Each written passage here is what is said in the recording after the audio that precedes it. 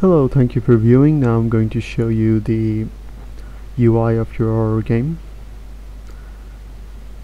And right now it's actually working properly. This is the music slider and music volume. If you have any track that you want in the game, please do give it to me. This is the select level. I showed this to you before. Okay, for the purpose of this demonstration, I'll first have to erase all of my data, save data, so I can actually show you the buying and the other functions that are required for buying. So here we go, this is it. And if I watch a video, I'll get 250 coins. If I spend $1, I'll get 1,250, like 1,000 coins. So in order to purchase these cars, I'll need gems. I don't have them. If I try to purchase them, it says not enough gems and please purchase them, so I can go and purchase them. This is the purchase screen. I'll hit it, hit buy, hit buy, hit buy, hit buy.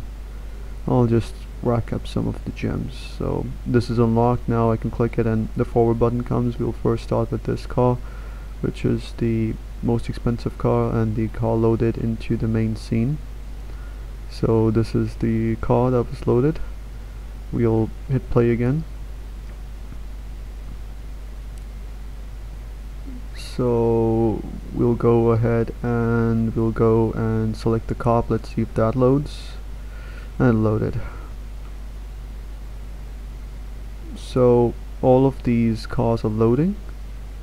We'll go and select the bike and see if that works.